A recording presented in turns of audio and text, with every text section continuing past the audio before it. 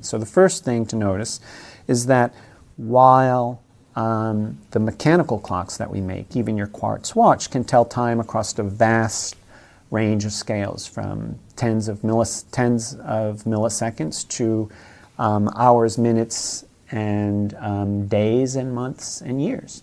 So the brain has many different clocks in order to tell the milliseconds and seconds and to tell the time of day. So one way to think about it is the circadian clock, the clock that tells you what time of day it is and when to arise and when to go to sleep.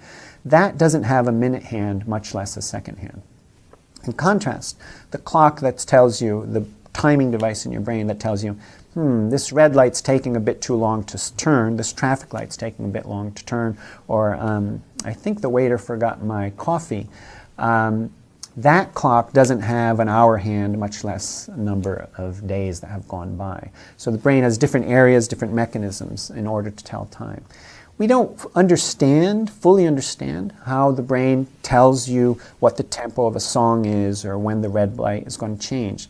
But it doesn't seem to have to do with any oscillator counter mechanism. It seems to do with neural dynamics, which is the fact that patterns of neurons are coupled to each other, neurons are connected to each other, and when you activate some neurons, that group of neurons can activate another group of neurons, which can activate another group of neurons, so you can have these evolving patterns of neural activity.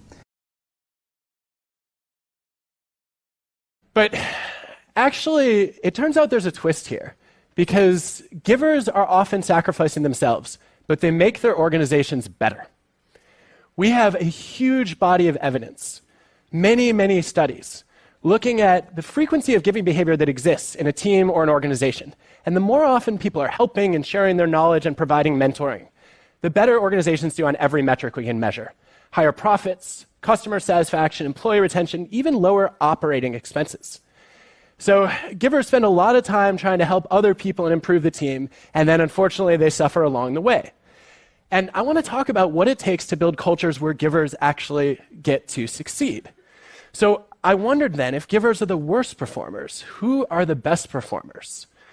And let me start with the good news. It's not the takers. Takers tend to rise quickly but also fall quickly in most jobs.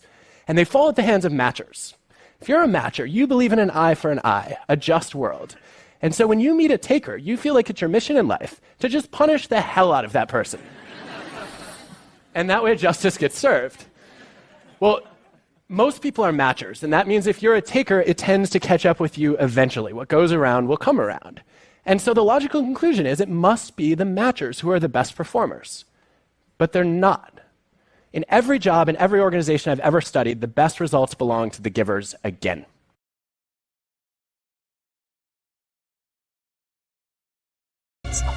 So what can we do to become better listeners?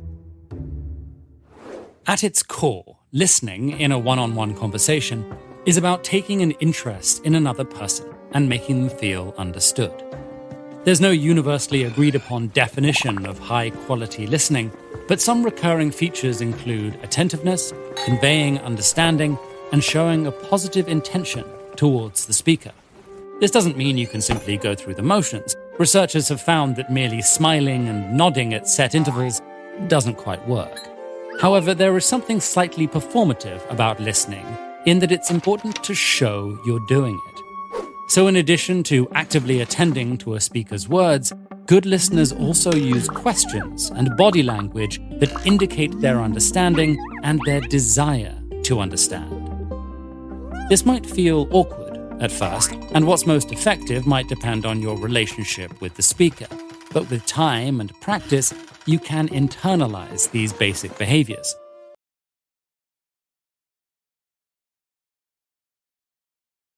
Evidence shows that a simple view of nature can radically improve health outcomes. So why couldn't we design a hospital where every patient had a window with a view? Simple, site-specific designs can make a hospital that heals. Designing it is one thing, getting it built, we learned, is quite another. We worked with Bruce Nizet, a brilliant engineer, and he thought about construction differently than I had been taught in school.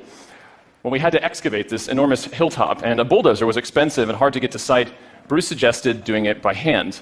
using a method in Rwanda called ubudehe, which means community works for the community. Hundreds of people came with shovels and hoes, and we excavated that hill in half the time and half the cost of that bulldozer. Instead of importing furniture, Bruce started a guild, and he brought in master carpenters to train others on how to make furniture by hand. And on this job site, 15 years after the Rwandan genocide, Bruce insisted that we bring on labor from all backgrounds and that half of them be women.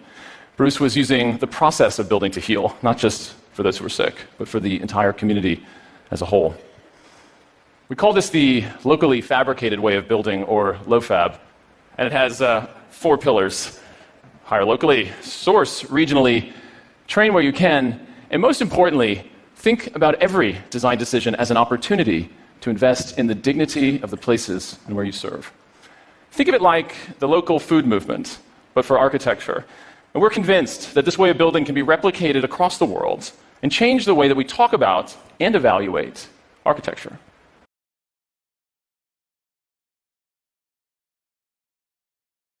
In 1997, a French woman named Jeanne Calment passed away after 122 years and 164 days on this earth, making her the oldest known person in history.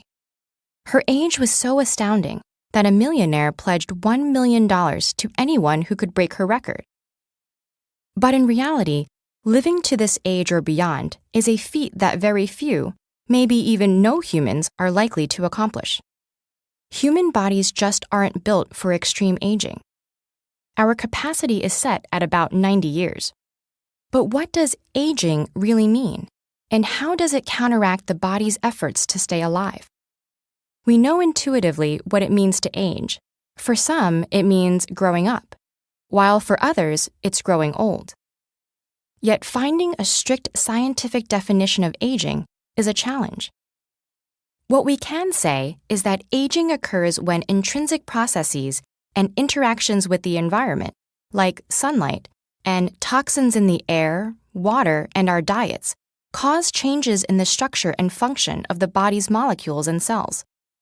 Those changes in turn drive their decline and subsequently the failure of the whole organism.